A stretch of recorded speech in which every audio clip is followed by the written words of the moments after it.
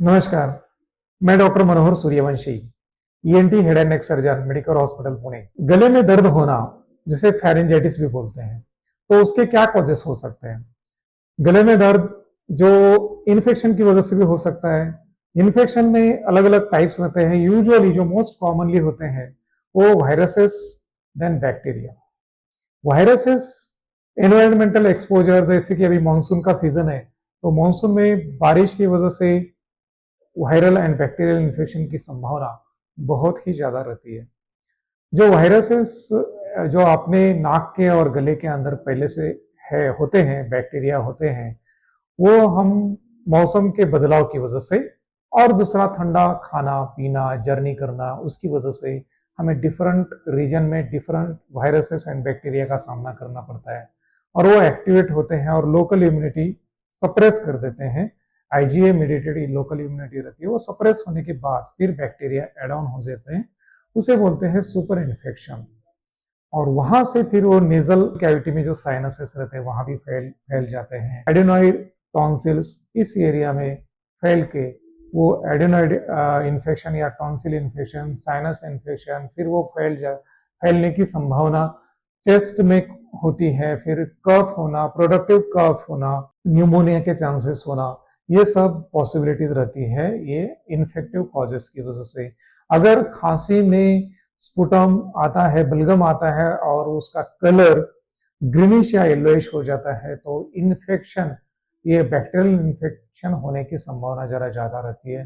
तो ऐसे केसेस में हमें थोड़ा सा निग्लेक्ट करके नहीं रहना चाहिए। आप जरूर होम रेमेडी ट्राई कर सकते हैं, लेकिन जब होम रेमेडी 2 दिन में आप देख सकते हैं अगर वो संभावना कम होती है इन्फेक्शन जाने की, तो तुरंत आप ईएनटी डॉक्टर का सलाह लेना चाहिए।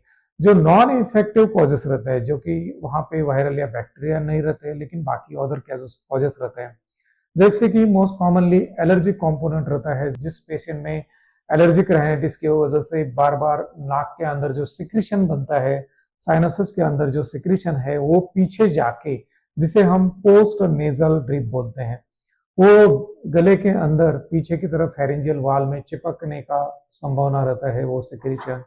और जो चिपक के जो ग्लैंड्स रहती है वो सिक्रीशन थोड़ा गाढ़ा बनाती है, स्टिकी बनाती है, उसकी वजह से भी इन्फेक्शन के चांसेस रहते हैं। गाढ़ा सिक्रीशन पोस्ट नेजल ड्रिप की वजह से रहता है। दूसरा है स्मोकर्स में इरिटेशन फैक्टर्स रहते हैं। ये स्मोकिंग करना, टोबैको प्रोडक्ट्स लेना, अल्कोहल जो बर्फ आइस डाल के वगैरह लेते हैं, उसकी वजह से क्रॉनिक इरिटेशन फैक्टर रहता है। और उसकी वजह से जो सलाइवरी ग्लैंड्स रहती है, जो स्मॉल माइनर सलाइवरी ग्लैंड्स जिसे बोलते हैं, वो इन्फ्लामेशन की वजह से स्टिकी सब्सटेंस बना देती है, स्टिकी सलाइवरी सिक्रीशन आता है और वो चिपक के बैठता है। फिर पेशेंट को लगता है कि समथिंग इज ब्लॉकिंग समथिंग, वहां पे कुछ तो अटक के बैठा है, ऐसा लगता है। That is actually sticky secretion, जो कि इरिटेशन फैक्टर की वजह से रहता है। दूसरा इरिटेशन फैक्टर ये रहता है एसिड रिफ्लक्स। अगर इसोफेजियल वाल, जो अनाज की नलिका की वाल, अनाज के स्टमक मतलब जो जठर बोलते हैं, वो उसमें जाने की जो वाल रहती है वो अगर कमजोर होती है, तो पेशेंट जैसे ही लेट जाता है तो वो एसिड ऊपर आके वो भी इन्फ्लामेशन कॉज करता है, सूजन कॉज करता है। तो उसकी वजह से भी स्टिकी सिक्रेशन बन जाता है। समटाइम्स चेंज इन वॉइस भी आता है कुछ पेशेंट में, जब वो एसिड रिफ्लक्स लैरिंग्स की तरफ जाता है, जिसे लैरिंगोफेरेंजियल रिफ्लक्स या एलपीआरडी बोला जाता है। ये सब कॉमन टर्मिनोलॉजी को जो सुप्रा इसोफेजियल रिफ्लक्स डिसीज भी बोला जाता है या gastro oesophageal reflux disease GERD भी बोला जाता है। एनवायरमेंटल जो पोल्यूशन है, एयर पोल्यूशन, ये भी इरिटेशन कॉज करके कफ फैक्टर बना देता है या फेरेंजाइटिस बना जाता है, उसकी वजह से भी थ्रोट पेन आ जाता है। थ्रोट पेन के रेयर कॉजेस जो रहते हैं वो है कैंसर का होना, थ्रोट कैंसर, नेजल कैंसर या लैरिंजियल कैंसर, या अनाज के नलिका का ऊपर का कैंसर, जिसमें पेशेंट को चेंज इन वॉइस हो सकता है या गले के आसपास गठान का हो जाना। अनाज के मुंह में अगर कैंसर हो रहा है तो हमें खाने पीने में दिक्कत आती है। अल्सर हो रहा है लेकिन वो दुरुस्त नहीं होता।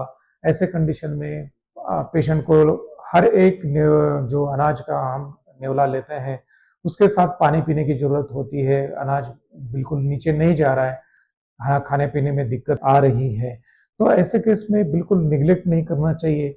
आपको ENT head and neck surgeon सलाह लेके उसका डायग्नोसिस प्रॉपर होना, इन्वेस्टिगेशन जो भी है, एंडोस्कोपी हो गया वो करके, या जरूरत पड़ती है तो बायोप्सी भी लेना चाहिए। ऐसे केसेस में निगलेक्ट नहीं करना चाहिए, डॉक्टर से सलाह लेके तुरंत इलाज करना चाहिए। Thank you.